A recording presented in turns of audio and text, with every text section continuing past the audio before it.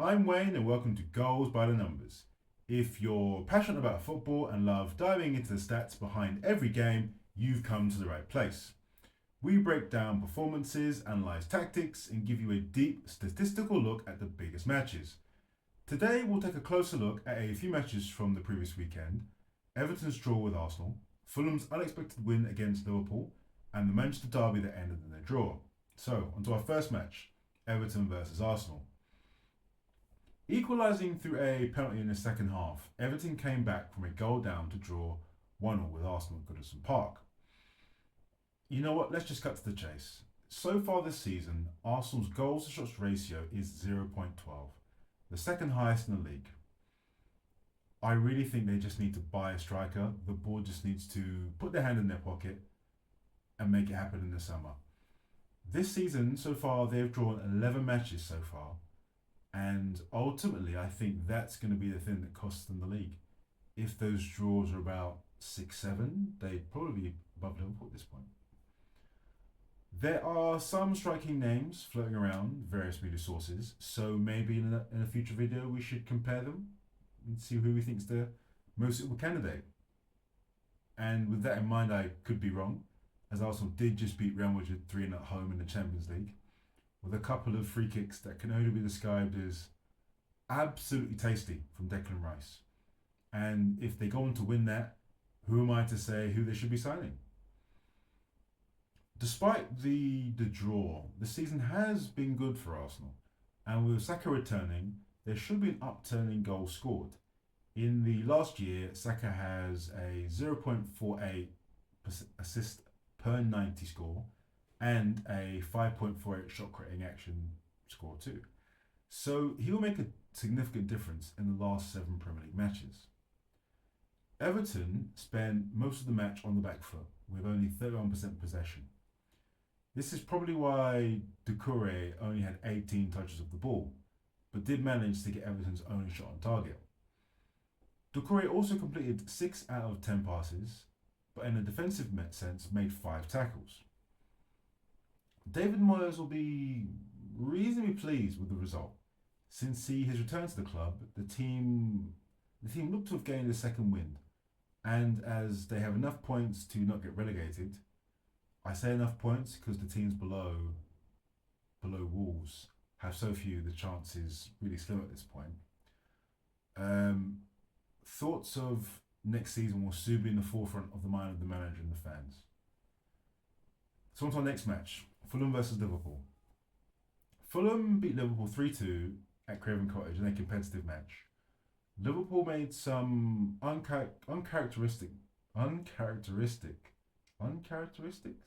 mistakes in defence, which was the source of all of the goals that Fulham scored.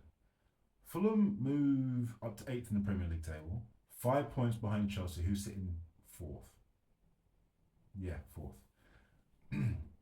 Alex Iwobi and Sander Berge had good games. Iwobi scored, assisted a teammate, and had 4 shots in 81 minutes. Berge, on the other hand, made 4 shot creating actions and recovered 7 loose balls. In a match with 26 shots, we actually didn't get a Salah goal or assist. In fact, this is the second match in the Premier League where Salah hasn't scored or got an assist. And despite scoring the most goals this season and having the most assists, there is bound to be someone somewhere convinced that his legs have gone. Absolutely shocking. Luis Diaz and Harvey Elliott were good substitutions and each came on with 36 minutes left to go. They combined to have more shots, 4-2, more shot creating actions, 6-0, and score a goal than the players they replaced, those being Gakpo and Szoboszlai. Fulham, who were 3-1 up at half time, held on for the win, which is going to delight them going into the last quarter of the season. And Liverpool, who had 12 shots just in the second half, whereas Fulham had 3, will be disappointed that their determination to get a result didn't get them a result. So on to our last match, Manchester United versus Manchester City. 2 teams that went into the match with exactly the same form in the last 4 matches. The Manchester derby ended 0-0, but the match did unfold as if it was two teams who had other priorities. So Manchester United again not scoring a goal. Interestingly, when looking at the stats, such as goals per shots this season, Manchester United and Southampton both have the same value of 0.08, which explains the lack of threat Manchester City had to realistically deal with. What is scary about that is that Manchester United have made the most through balls in the Premier League this season and are still struggling to score goals. Bruno Fernandes had a good game, and honestly, if he didn't score, I don't think any of the players would have in a month of Sundays. It does feel like that in some matches when watching. Of course, as you know, Bruno is the main goal threat, but apart from scoring goals, he continues to attempt the most long passes of all of his teammates outside of Onana, and today it was 11. There were plenty of shots in the match, 22, but in terms of shots on target, Manchester United achieved 15%, while Manchester City reached 56. In this match, it was good to see Garnacho not take a huge number of shots, which differs from the previous match against Nottingham Forest.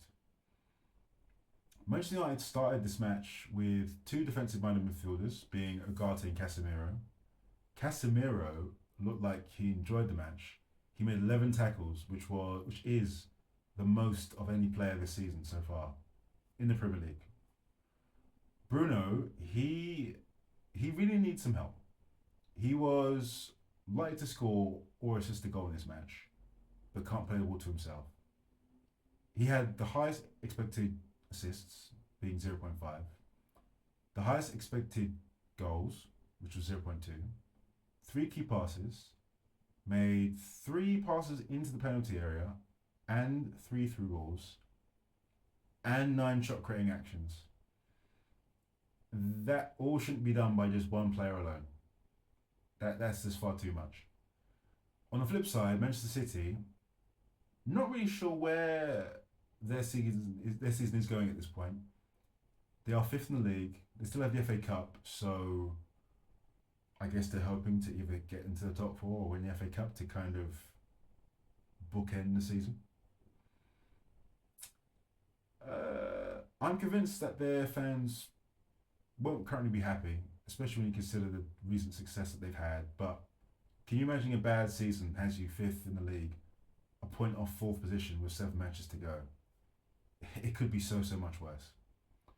In terms of attacking play, Manchester City had 14 touches in the opposition penalty area, twice as many as, yes, you guessed it, Bruno Fernandes. Mamouche had 3 shots on target, Nunes made 3 shot creating actions, and Kovacic made 2 passes into the penalty area. In terms of defensive play, Bernardo Silva made 7 tackles, winning 3 and also making 3 blocks. Going forward, Manchester United are going to need to focus on the Europa League, and Manchester City simply need to just finish in the top 4 to ensure Champions League qualification.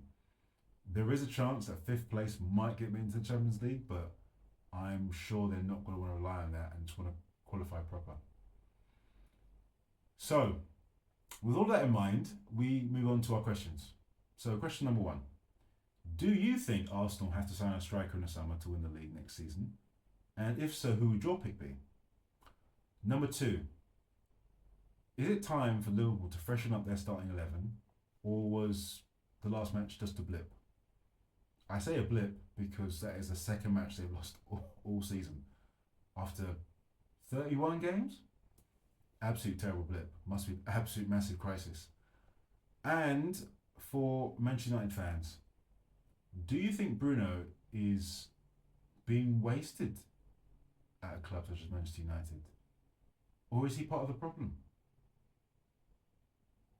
We'll have to have a think. Okay, so this has been another episode of Goals by the Numbers. Comments down below, like and subscribe, and I'll catch you in the next one.